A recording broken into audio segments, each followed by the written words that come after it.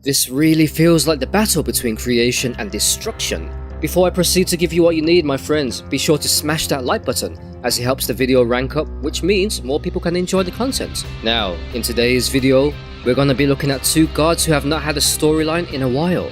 First, we have Elaine Belloc, the niece of Lucifer Morningstar from DC Comics, takes on Amatsu Mikaboshi, the Chaos King of Marvel Comics. Who, out of these two, is the biggest threat to the universe? Who is a more formidable opponent? Keep watching until the end, my friends, because you're about to find out.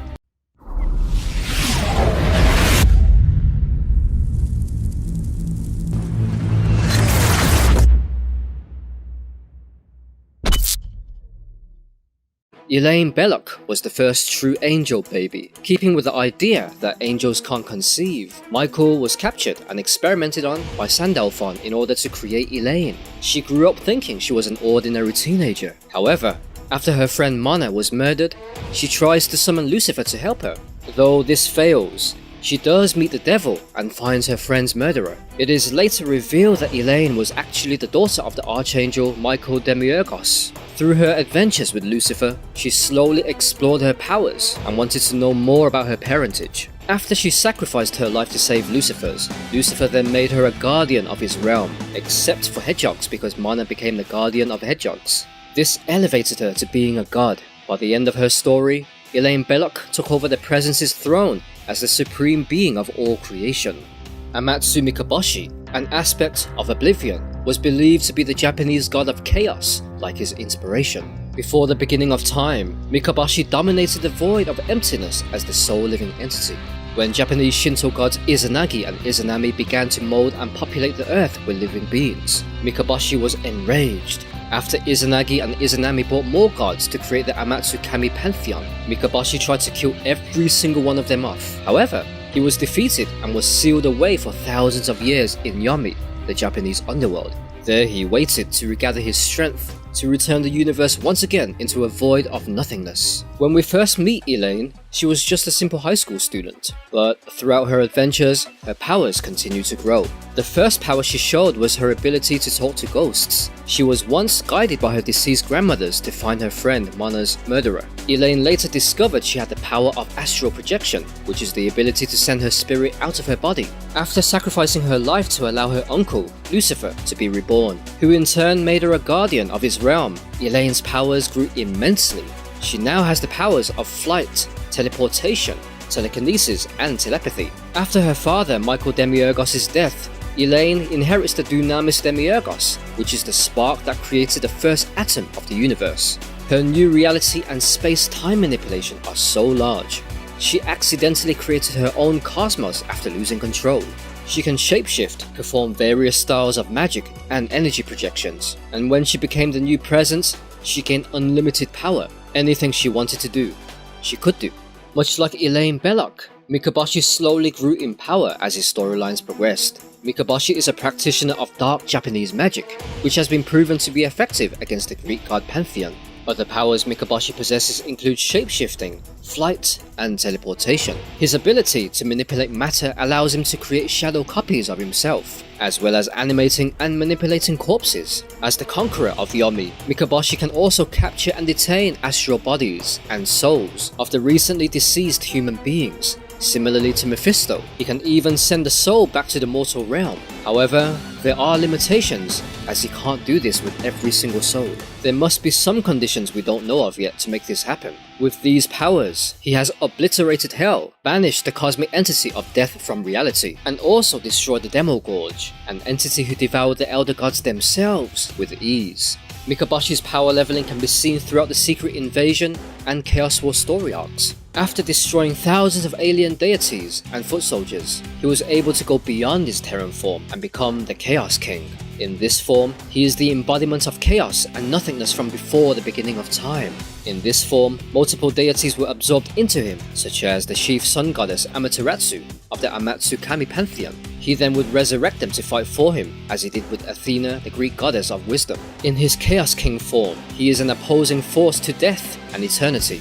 As a normal teenager, Elaine Belloc has shown very little superhuman abilities. However, her archangel side was only realized after she becomes a guardian spirit. She became immortal, having somewhat more control over her powers.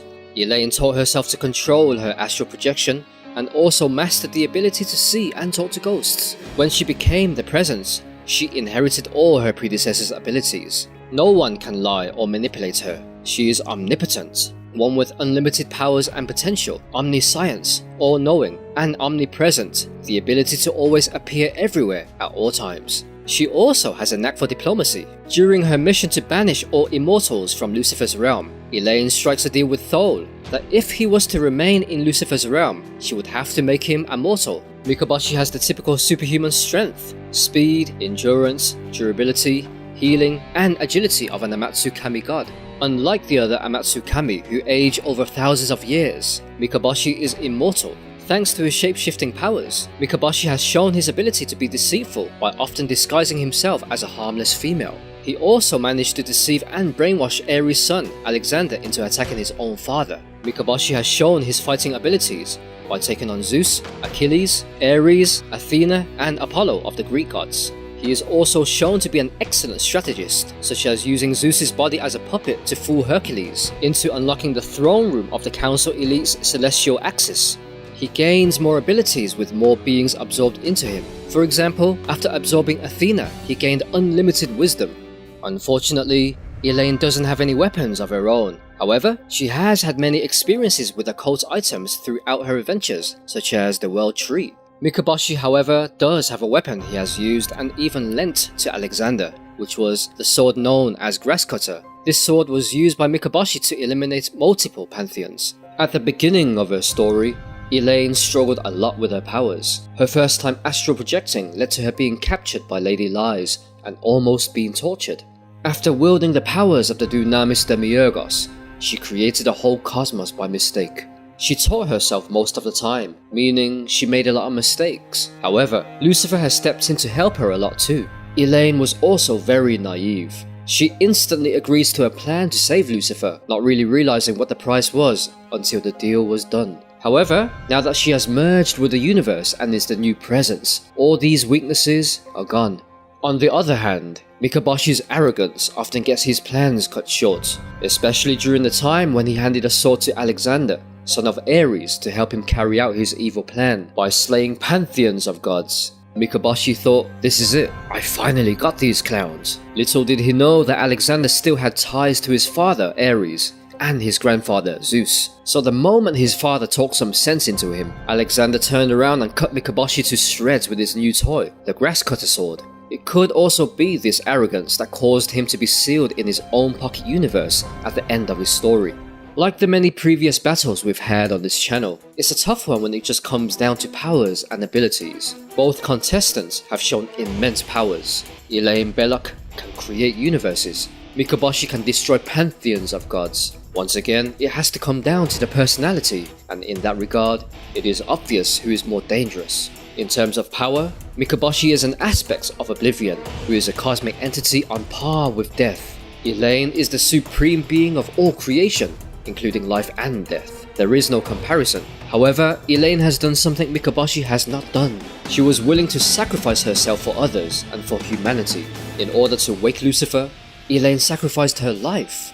She also took the throne of the Presence to save all of creation. And lastly, knowing she would bend the rules too often for those she cares about, Elaine gave up the rest of her life on Earth, merged with the universe, and became omnipresent. Mikaboshi would happily let the world rot and humanity burn. He has killed thousands of gods and civilizations, raised multiple beings from the dead as his puppets, and even banished death from reality. He does not care about the universe. Mikaboshi wants nothing but to be the sole entity in the void of nothingness, as he was before the beginning of time. It is obvious that Mikaboshi is the bigger threat to the universe.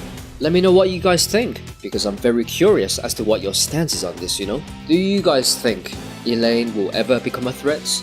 Do you think these two characters should come back to comics? Or are their stories done? With that being said, we're gonna bring this video to an end. Hey, if you guys are new to PEAKFIRE, please make sure you hit the subscribe button, just so you don't miss out on the awesome content we have coming your way. Also, please help us by giving this video a thumbs up as well. Oh, and don't forget to be part of the conversation. Make sure you comment in the comment section down below, because your thoughts really do count. Anyways, that's it for now. I'll see you in the next episode.